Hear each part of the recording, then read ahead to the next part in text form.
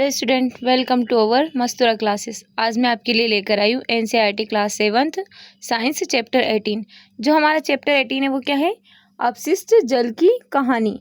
अब हम देखेंगे जो हमारा अपशिष्ट जल की कहानी क्या है। हम सभी अपने घरों में जल का उपयोग करते हैं, उसे गंदा या दूषित करते हैं। दूषित क्या आपको आश्चर्य हुआ? झाग से भरपूर तेल से मिश्रित काले भूरे रंग का जल जो सिंक, शौचालय, लॉन्ड्री आदि से नालियों में जाता है वह अपशिष्ट जल कहलाता है। जैसे कि हमारे यहाँ पर हम क्या करते हैं, कपड़े को धोते हैं, बर्तन धोते हैं, ये सारा हमारा क्या हो जाता है, जल अपशिष्ट हो जाता है। इस जल को हम क्या कहते हैं? अपशिष्ट जल कहते हैं। इसी प्रकार के कार्यों में प्रयुक्त जल को व्यर्थ नहीं जाने देना चाहिए। हमें ऐसे जल से दूषित पदार्थों को हटाकर उसे स्वच्छ बना लेना चाहिए। क्या आपने कभी सोचा है कि अपशिष्ट जल कहाँ जाता है, तो इसका क्या होता है? क्या अभी आपने सोचा है कि जो हमारा अपशिष्ट जल रहता है, जो हमारे घरों से निकला हुआ जल रहता है, उसका क्या होता है? आज हम उसके बारे में जानेंगे।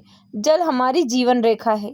स्वच्छ जल मानवों की मूलभूत आवश्यकता है। आइए हम स्वच्छ जल के विभिन्न उपयोगों पर विचार करते हैं। इसके लिए हम क्रियाकलाप 18.1 करके देखते हैं। वृत्ताकार खाली स्थानों में स्वच्छ जल के उपयोग के लिए हमने स्वच्छ जल के उपयोग का एक उदाहरण दिया है। आप इसमें भी उपयोग जोड़ सकते हैं। जैसे कि हम यहाँ पर देख रहे हैं स्वच्छ जल के उपयोग। सबसे एक उदाहरण दे रखा है पेयजल। पेयजल का हम यहाँ पर उपयोग पीने के लिए करते हैं हम स्वच्छ जल का उपयोग।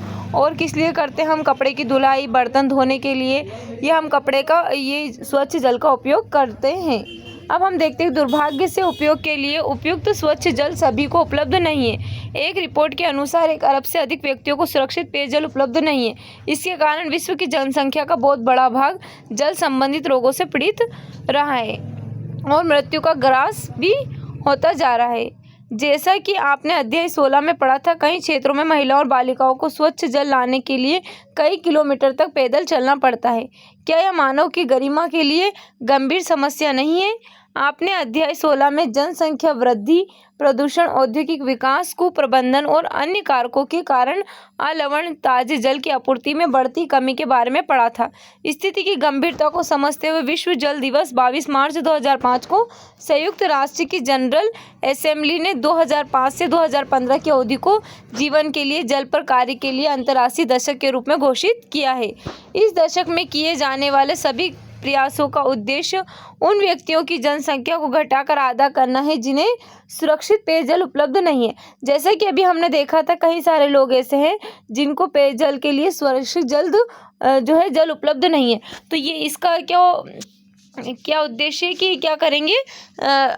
जो लोग हैं जिनको सुरक्षित पेयजल नहीं मिल रहा उन तक सुरक्षित पेयजल उपलब्ध कराएंगे। जल की सफाई। अब हम देखते हैं जल की सफाई करने के प्रक्रम में जल स्रोतों में प्रवेश अथवा उसके पुनः उपयोग से पहले उसमें से प्रदूषकों को अलग करना सम्मिलित है।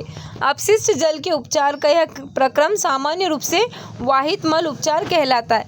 यह अनेक चरणों में संपन्न होता है। अब हम देखते हैं वाहित मल क्या होता है। सबसे पहले हम देखेंगे वाहित मल क्या होता है। वाहित मल घरों, उद्योगों, अस्पतालों, कार्यालय और अन्य उपयोगों के बाद प्रवाहित किए जाने वाले अपशिष्ट जल होता है। इसमें वर्षा जल भी सम्मिलित है जो तेज वर्षा के समय नालियों में बहता है। सड़कों और छतों से बहकर आने वाला वर्षा जल अपने साथ हानिकारक पदार्थों को भी ले आता है। वाहित मल द्रव रूपी अपशिष्ट होता है। इसमें अधिकांश जल होता है जिसमें घुले हुए निलंबित अपद्रव्य होते हैं। ये अपद्रव्य क्या कहलाते हैं? संदूषक कहलाते हैं। अब हम देखते हैं क्रियाकलाप 18.2।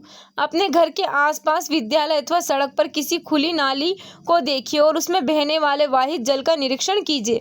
वाहित जल के रंग, गंध और किसी अन्य अवलोकन को नोट कीजिए।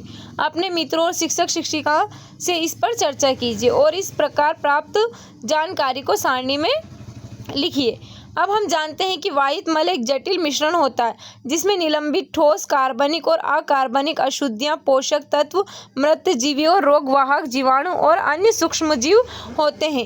इन अशुद्धि के कुछ सामान्य उदाहरण इस प्रकार है। अब हम क्या देख सकते हैं? इसके कुछ सामान्य उदाहरण हैं। जैसे कि हम देखते हैं कार्बनिक अशुद्धि कौन कौन सी होती है? मानव जल, जैविक अपशिष्ट पदार्थ, तेल, यूरिया, मूत्र, कीटकनाशी, शाकनाशी, फल और सब्जी का कचरा आदि।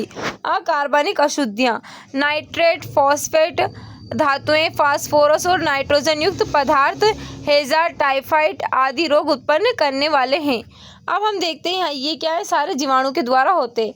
अन्य सूक्ष्म जीव पेचिश आदि रोग उत्पन्न करने वाले हैं। क्या है, जो सूक्ष्म जीव रहते हैं वो क्या करते हैं, पेचिश और अन्य रोग उत्पन्न करते हैं। अब हम देखते हैं जल शोधन एक घटनापूर्ण यात्रा। अब हम देखते हैं कि जल की जो शोधन के लिए एक घटनापूर्ण यात्रा है। घरों तथा सार्वजनिक भवनों को एक स्वच्छ जल की आपूर्ति सामान्यतः पाइपों के जाल द्वारा की जाती है और पाइपों के एक अन्य जाल द्वारा उपयोग किए जा चुके जल को ले जाया जाता है। कल्पना कीजिए यदि हम भूमि के अंदर देख सकते तो इसमें हमें बड़े छोटे पाइपों का एक जाल दिखाई देगा जिसे सीवर कहते हैं, जो मिलकर मल विसर्जन की व्यवस्था करता है। यह एक परिवहन तंत्र की तरह है। अब हम देखते हैं समदूषक सर्वेक्षण। इसमें क्या होता है, वाहित मल का प्रकार, कूड़ा करकट, मलिन जल, दुर्गंध युक्त अपशिष्ट, व्यावसायिक अपशिष्ट। ये कहाँ से मिलता है हमको, रसोई घर से, ये हमको शौचालय से और औद्योगिक और व्यावसायिक संस्थान से हमको मिलता है। अब हम देखते हैं जो वाहित मल को उसके उद्गम स्थल से उसके निपटान के स्थान अर्थात उपचार संयंत्र तक ले जाता है। मल व्यवस्था में मेन होल सामान्यतः प्रति 50 एम से 60 एम की दूरी पर 2 अथवा अधिक शिविरों को संधि स्थल पर अथवा उन स्थानों पर स्थित होते हैं जहां दिशा में परिवर्तन होता है। अब हम देखते हैं क्रियाकलाप 18.3। अपने घर, विद्यालय अथवा किसी सार्वजनिक भवन से वाहित मल के पथ का अध्ययन करें। निम्नलिखित कार्य करें। वाहित मल के पथ का रेखांकित चित्र बनाएं। गली, सड़क अथवा परिसर में घूमकर उनका सर्वेक्षण करें और मेन होलों की संख्या मालूम करें। किसी खुली नाली के साथ साथ चले और देखिए कि वह कहाँ जाकर समाप्त होती है और उसके इर्द गिर्द और उसके जल में कौन से सजीव जीव पनप रहे हैं। यदि आपके घर के आसपास मल जल निकास व्यवस्था तंत्र न हो तो यह मालूम कीजिए कि वाहित मल का निपटान प्रबंधन कैसा होता है। अब हम देखते हैं प्रदूषित जल का उपचार। क्रियाकलाप 18.4 से आपको उन प्रक्रमों को समझने में आसानी होगी जो वाहित जल का उपचार संयंत्र संपादित होते हैं। अब हम इसके लिए क्रियाकलाप 18.4 करके देखते हैं। इस क्रियाकलाप को करने के लिए अपने सहपाठियों को समूह में विभाजित करिए और प्रत्येक चरण में प्रेक्षणों को रिकॉर्ड कीजिए। कांच के किसी बड़े जार से 3/4 भाग का पानी से भर लीजिए। इसमें कुछ घास के तिनके अथवा संतरे के छिलके जैसे कार्बनिक अपशिष्ट, थोड़ी मात्रा में अपमार्जक, शाई अथवा किसी रंग की कुछ बूंदें मिला दें। अब हम यहाँ पर क्या करेंगे, जार में ढक्कन लगाकर उसे अच्छी तरह हिलाएंगे और मिश्रण को 2-3 दिन तक धूप में रखा रहने देंगे। 2 दिन बाद मिश्रण को फिर से हिलाएं और इसकी अल्प मात्रा नमूने के तौर पर किसी परख नली में डालें। इस परख नली में उपचार से पहले नमूना 1 की चीट लगाकर इसे नामांकित कर मिश्रण की गंध कैसी है इसको सूंघे। अब हम देखते हैं कांच के जार में शेष बचे मिश्रण में जल जीवशाला एक्वेरियम के वातित्र से कई घंटों तक वायु के बुलबुले गुजारें। वातित्र को रात भर जुड़ा रहने दीजिए ताकि मिश्रण का कुछ घंटों तक वातन हो सके। यदि आपके पास वातित्र नहीं तो यांत्रिक विलोडक अथवा मिक्सर का उपयोग करिए। आपको इसे अनेक बार विलोडित करना पड़ सकता है। अगले दिन जब अपवातन प्रक्रम कुछ घंटों तक हो जाए तो किसी अन्य परख नली में दूसरा नमूना डाल दीजिए। इसे वातन के बाद नमूना 2 के नाम से नामांकित कीजिए। अब हम देखते हैं फिल्टर पत्र के एक टुकड़े को मोड़कर शंक्वाकार बना लीजिए। अब फिल्टर पत्र को स्वच्छ पानी से गीला कर लीजिए और फिर शंकु को कीप लगा दीजिए। कीप किसी स्टैंड पर लगाई गई जैसे कि आपने कक्षा 6 में पढ़ा था। कीप में पहले बालू, उसके ऊपर महीन बजरी और अंत में मध्यम साइज की बजरी की परतें बिछाइए। वास्तविक फिल्टर संयंत्र फिल्टर पत्र का उपयोग नहीं करते हैं, लेकिन बालू के फिल्टर की मोटाई कई मीटर होती है। बचे हुए वातित द्रव को फिल्टर करके बिकरों में भर दीजिए। द्रव्य को फिल्टर से बाहर निगलने मत दीजिए। यदि फिल्टर किया हुआ द्रव्य स्वच्छ न हो तो इसे तब तक फिल्टर करते रहिए जब तक कि आपको स्वच्छ जल नहीं मिल जाता। जो हमारा जल होता है हम उसको क्या करना पड़ता है, बहुत ही अधिक बार फिल्टर करना पड़ता है जब तक कि वो स्वच्छ ना हो जाए। अब हम यहाँ पर देखते हैं फिल्टरित जल के नमूने को तीसरी परख नली में डालिए और उस फिल्टरित जल नमूना 3 के रूप में नामांकित कीजिए। चौथी परख नली में फिल्टरित जल का एक अन्य नमूना लीजिए। इसमें क्लोरीन की गोली का एक टुकड़ा मिलाइए। इसे अच्छी तरह से मिलाइए जब तक कि स्वच्छ न हो जाए। परख नली को क्लोरीनीकृत नमूना 4 के रूप में नामांकित कीजिए। सभी परख नलियों के नमूनों का ध्यानपूर्वक अवलोकन कीजिए। इन्हें चखिए मत, केवल उनकी गंध सूंघिए। अब निम्नलिखित प्रश्नों के उत्तर दीजिए। वातन के बाद द्रव के रंग रूप में आपको क्या परिवर्तन दिखाई देते हैं? क्या वातन से द्रव की गंध बदल जाती है? बालू के फिल्टर द्वारा किस प्रकार की अशुद्धियां दूर हो गई है? क्या क्लोरीन से दूषित जल रंग लुप्त हो गया था? क्या क्लोरीन की अपनी कोई गंध नहीं होती? क्या यहाँ अपशिष्ट जल की गंध से अधिक अरुचिकर होता है? अब हम यहाँ पर देखते हैं अपशिष्ट जल उपचार संयंत्र। अपशिष्ट जल उपचार भौतिक, रासायनिक और जैविक प्रक्रम सम्मिलित होते हैं जो जल को संदूषित करने, भौतिक, रासायनिक और जैविक द्रव्यों को पृथक करने में सहायता करते हैं। सर्वप्रथम अपशिष्ट जल को ऊर्ध्वाधर लगी छड़ों से बने शाला का छन्ने बार स्क्रीन से गुजारो। फिर उसके बाद क्या करते हैं हम, इससे अपशिष्ट जल में उपस्थित कपड़ों के टुकड़े, डंडियां, डिब्बे, प्लास्टिक के पैकेट, नैपकिन आदि जैसे बड़े साइज के संदूषक अलग हो जाते हैं। अब हम फिर क्या करते हैं, अब वाहित जल अपशिष्ट को ग्रिट बालू अलग करने की टंकी में ले जाया जाता है। इस टंकी में अपशिष्ट जाल को कम प्रवाह से छोड़ा जाता है, जिससे उसमें उपस्थित बालू, ग्रिट और कंकड़ पत्थर उसकी पेंदी में बैठ जाते हैं। अब हम देखते हैं ग्रिट और बालू को अलग करने की यह क्या है, एक टंकी है जिसमें ग्रिट और बालू को अलग किया जाता है। अब हम देखते हैं फिर जल को ऐसी बड़ी टंकी में ले जाया जाता है जिसका पेंदा मध्य भाग की ओर ढलान वाला होता है। जल को इस टंकी में कई घंटों तक रखा जाता है, जिससे मल जैसे ठोस उसकी तली के मध्य भाग में बैठ जाते हैं। इन अशुद्धियों को खुरच कर बाहर निकाल दिया जाता है। यह आपंक स्लज होता है।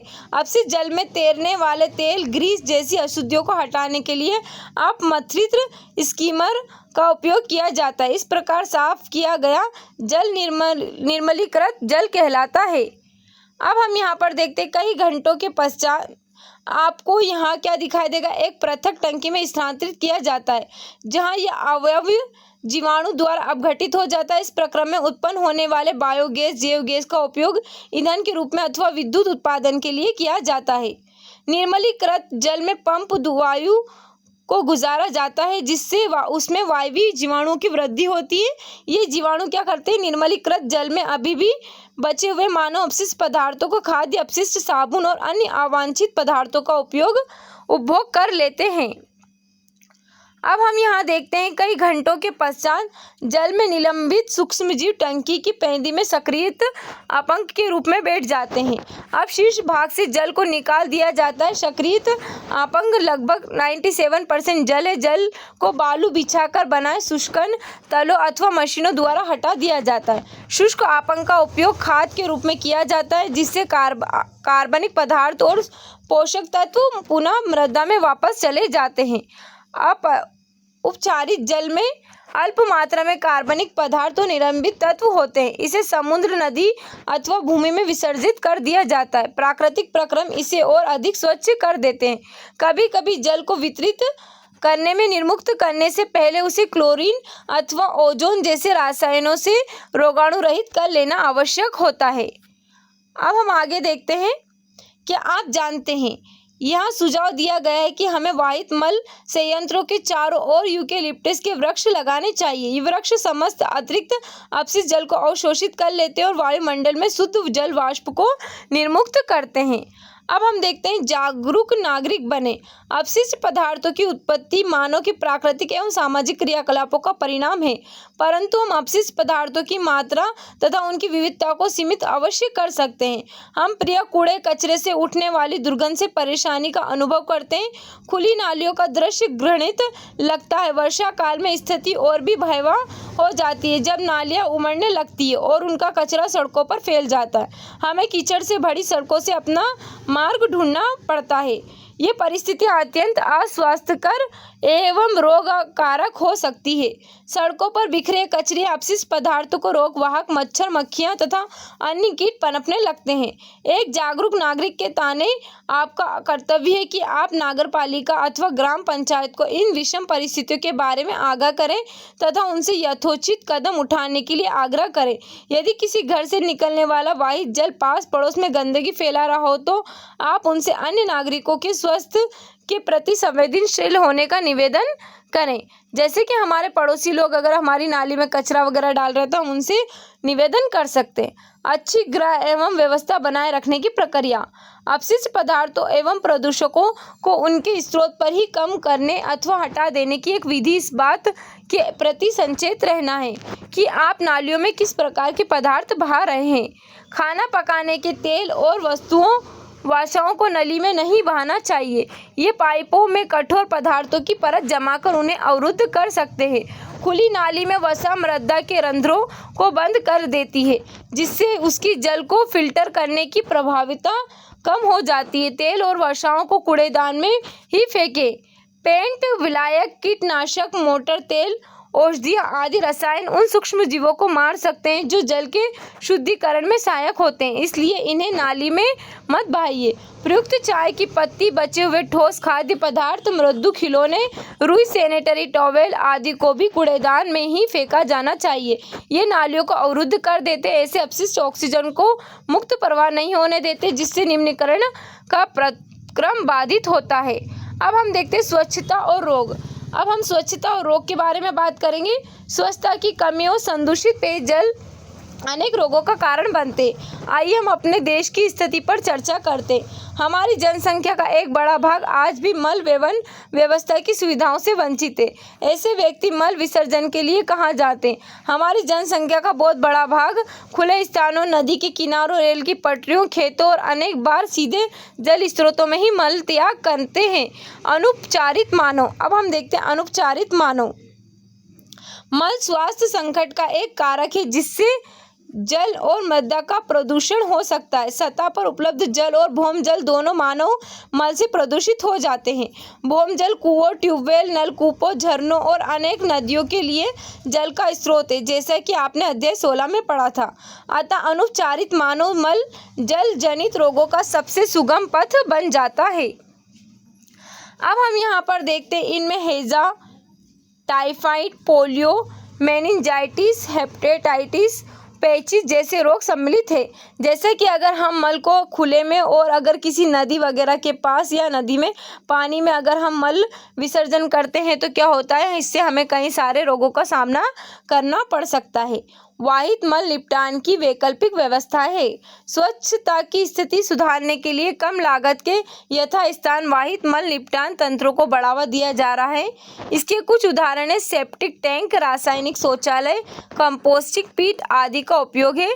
सेप्टिक टैंक उन स्थानों के लिए उपयुक्त है जहां मल वहन की व्यवस्था नहीं है, जैसे अस्पताल, अलग थलग बने भवन अथवा 4 से 5 घरों के समूह।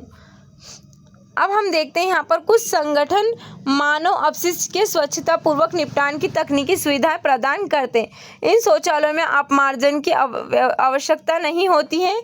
शौचालय में मल बंद नालियों से होता हुआ बायोगैस संयंत्र में चला जाता है। उत्पन्न होने वाली बायोगैस का उपयोग ऊर्जा के संयुक्त स्रोत के रूप में किया जाता है। सार्वजनिक स्थलों पर स्वच्छता। अब हम देखते हैं सार्वजनिक स्थलों पर स्वच्छता कैसे बनाए रखना चाहिए। हमारे देश में समय समय पर मेलों का आयोजन होता रहता है। बड़ी संख्या में लोग इनमें भाग लेते। इसी प्रकार railway station, bus station, airport, अस्पताल आदि बहुत भीड़ वाले सार्वजनिक स्थल होते हैं। प्रतिदिन हजारों लोग यहाँ आते जाते हैं। यह विशाल मात्रा में अपशिष्ट पदार्थ जनित होते हैं। इनका उचित निपटान आवश्यक होता है, अन्यथा महामारी फैल सकती है। सरकार ने स्वच्छता के कुछ निश्चित मानक निर्धारित किए हैं, लेकिन दुर्भाग्य से इनको सख्ती से लागू नहीं किया जाता है। तथापि हम सार्वजनिक स्थलों पर स्वच्छता बनाए रखने में योगदान कर सकते हैं। हमें यहाँ वहाँ कूड़ा करकट नहीं फेंकना चाहिए। यदि किसी स्थान पर कूड़ेदान न हो तो हमें अपना कचरा घर ले जाना चाहिए और कूड़ेदान में ही डालना चाहिए। अब निष्कर्ष देखते हैं। हम अपने पर्यावरण को स्वच्छ और स्वस्थ रखने में हम सभी को भूमिका निभानी चाहिए। जल स्रोतों को स्वच्छ अवस्था में बनाए रखने के लिए आपको अपने उत्तरदायित्व को समझना चाहिए। हमें अपने जीने के तौर तरीके में अच्छी स्वच्छता की आदतों को अपनाना चाहिए। परिवर्तन के दूत रूप में आपकी व्यक्तिगत पहल से ही बहुत अंतर आ जाएगा। दूसरों को अपने दृढ़ संकल्प, विचारों और आशावादिता से प्रभावित करें। यदि सभी व्यक्ति एक साथ मिलकर कार्य करें तो बहुत कुछ हो सकता है। सामूहिक कार्य में अत्यधिक शक्ति होती है। तो हम सबको मिलकर क्या करना चाहिए? अपनी साफ सफाई का ध्यान रखना चाहिए, अपने आसपास की साफ सफाई का ध्यान रखना चाहिए और जितनी हो सके उतनी स्वच्छताएं बनाए रखनी चाहिए। अब हम देखते हैं, महात्मा गांधी ने कहा था, मानवीय और पथ प्रदर्शक कार्य प्रारंभ करने के लिए किसी को भी किसी दूसरे का मुंह नहीं देखना चाहिए। हमें एक दूसरे का मुंह नहीं देखना चाहिए अगर हम चाहते हैं यदि कोई काम करना। अब हम यहाँ पर देखते हैं, कृमि प्रसंस्करण शौचालय। भारत में ऐसा शौचालय की रूपरेखा का परीक्षण किया गया है जिसमें मानव मल को केंचुए द्वारा उपचारित किया जाता है। यह तकनीक मानव मल के सुरक्षित प्रसंस्करण के लिए आदर्श सिद्ध हो सकती है क्योंकि इसके उपयोग में जल की बहुत कम मात्रा की आवश्यकता होती है। शौचालय का संचालन बहुत सरल और स्वच्छ है। मानव मल पूर्णतः कृमि केकों में परिवर्तित हो जाता है जो मृदा के लिए अति समृद्ध पोषक है। तो यह हमारा चैप्टर हुआ फिनिश। अब हम देखते हैं, हमने यहाँ पर कुछ प्रमुख शब्द देखे हैं। अपशिष्ट जल, अवयवी जीवाणु, वायवी जीवाणु, आपांक, शिवर, जैव निम्नीकरणी, अपशिष्ट पदार्थ, वाहित मल, वातन, स्वच्छता, बायोगैस, जल शोधन। इन सभी शब्दों के अर्थ हमने बहुत अच्छे से समझ लिए। अब हम देखते हैं आपने क्या सीखा। प्रयुक्त जल अपशिष्ट जल कहलाता है जिसका पुनः उपयोग किया जा सकता है। घरों, उद्योगों, कृषि कार्यों, खेतों और अन्य मानव क्रियाकलापों में उपयोग किया जाने वाला जल अपशिष्ट जल को जनित करता है। यह वाहित मल कहलाता है। वाहित मल द्रव रूपी अपशिष्ट पदार्थ होता है जो जल और मृदा का प्रदूषण करता है। अपशिष्ट जल को वाहित मल उपचार संयंत्र में उपचारित किया जाता है। उपचार संयंत्र अपशिष्ट जल को किसी निश्चित स्तर तक प्रदूषकों से मुक्त कर देते हैं ताकि प्राकृतिक प्रक्रमों द्वारा उसमें शेष रह गए प्रदूषकों का निपटान हो सके। जहां भूमिगत मल व्यवस्था तंत्र और कचरा निपटान तंत्र उपलब्ध नहीं होते, वहां कम लागत के यथास्थान स्वच्छता तंत्र को अपनाया जा सकता है। अपशिष्ट जल उपचार का उत्पाद आपांक और बायोगैस है। खुली मुक्त नाली व्यवस्था मक्खी, मच्छर और अन्य ऐसे जीवाणुओं के प्रजनन स्थल प्रदान करती है जो रोग उत्पन्न करते हैं। हमें खुले में मल त्याग नहीं करना चाहिए। कम लागत विधियों को अपनाकर मल का सुरक्षित निपटान संभव है। अब हम यहाँ पर कुछ क्वेश्चंस दिए गए हैं। इन क्वेश्चंस के आंसर आप मुझे कमेंट बॉक्स में कमेंट करना। उम्मीद है जो हमारा आज का चैप्टर आपको अच्छा लगा। अगर हमारा आज का चैप्टर आपको अच्छा लगा है तो इसी तरह के अपडेट के लिए हमारे चैनल को सब्सक्राइब करें। और हमने इस चैनल में इस चैप्टर में क्या सीखा, इसके लिए आप सारे क्वेश्चंस के आंसर मुझे कमेंट बॉक्स में कमेंट जरूर करें। ठीक है, आज के लिए इतना ही रखते हैं। Okay, thank you so much.